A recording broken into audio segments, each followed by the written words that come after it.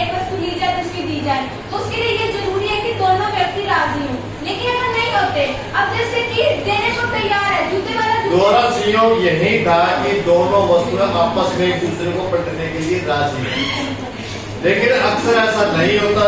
बहुत से लोग ऐसे हैं जिनको सिर्फ गेहूं तो चाहिए लेकिन जूते नहीं है उनके पास, या जो जूते ले रहे हैं वो उसको गेहूं नहीं चाहिए।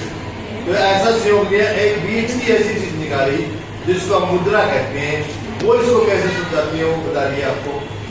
अब मुद्रा मनी कैसे इन चीजों को सुलझाती है।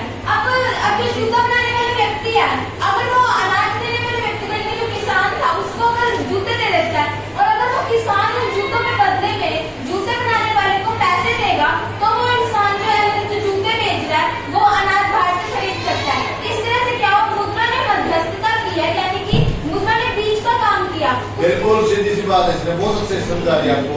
जैसे एक बच्ची ने लिखा था गिटार लिखा, किसी बच्चे को गिटार की आवश्यकता थी, जरूर थी, अलग अलग हो सकती है आपको उदाहरण है, उसने वो गिटार की उसके बाद पुरानी किताबें दी। सबसे पहले पुरानी किताबों को बदले वो गिटार देने की तैयार नहीं था, सहयोग नहीं बन रहा था। उसने क्या करा, उस पैसे को उसको मुद्रा के में चेंज कर दिया।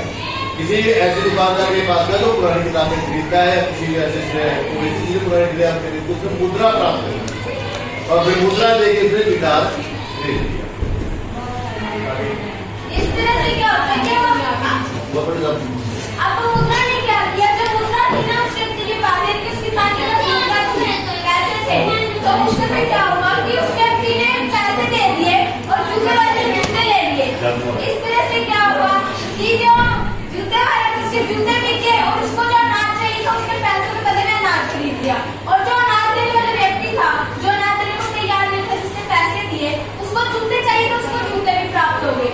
इस तरह से दोनों का कार्य पूरा हो गया, लेकिन दोनों की आवश्यकताएं पूरी होगी। यानी मुद्रा ने दोनों को समस्याओं को हल कर दिया, उसको भी चीज मिल गई, उसको भी चीज मिल गई, उसको पैसे मिल गए, उसको अपनी वस्तु मिल गई, उसने वो पैसे देकर वो अपने आवश्यकता की वस्तु मिल गई। तो इस प्रकार जो मुद्रा है वो मध्यस्थता का रोल बनाती है। इसके साथ नेक्स्ट क्वेश्चन है, गरीबों के लिए स्वयं सहायता समूह के संगठन के पीछे मूल विचार क्या है। बहुत से बच्चे गलत कर रहे हैं, बहुत से बच्चे जो नहीं पता स्वयं सहायता समूह है क्या। पहले मेरा वजह है क्या, स्वयं सहायता समूह गांव में बनाए जाते हैं। इसमें क्या होता है, जो गांव के परिवार होते हैं ना, कुछ परिवार ना आपस में मिलकर ना हर महीने एक निश्चित जमा पूंजी, ये कुछ भी हो सकते हैं, 100 रुपए हो सकती है, 200 रुपए हो सकती है, जितनी भी उन परिवारों की आर्थिक क्षमता हो उतनी राशि निश्चित करते हैं और हर महीने उसको जोड़ते हैं।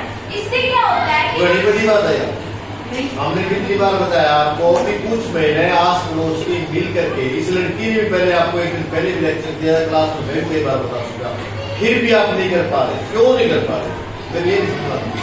यदि आप 20-30 महीने इकट्ठी हो गए 100-200 रुपए पर लेडीज जमा करती रहती है, एक साझा खाता खुला रहती नहीं, उस बैंक के आधार पर उनको बिना ऋण के पैसा मिल जाता है। हमने पाठ में बताया था कि बिना जमानत के, बिना किसी बिना ब्याज तो देगा बैंक, लेकिन आपको कोई गिरवी वस्तु रखाएगा तब आपको बैंक लोन देगा।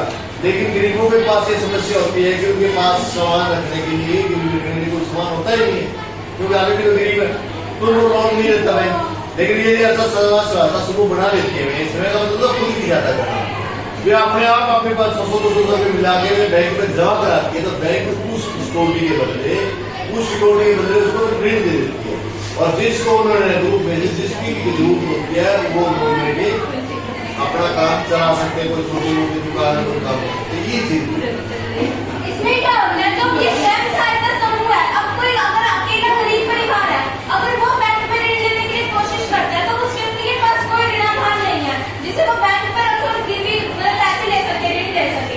इसलिए क्या होता है, उन व्यक्तियों को जिनके पास ऋणाधार नहीं है सबने मारने पड़ते हैं। ये स्वयं सहायता समूह कैसे सहायता करता है, जो महिलाएं हैं उनके मतलब ये सब पैसे जोड़ती है, तो ये जो स्वयं सहायता समूह है ये बैंक से ऋण लेता है, और ऋण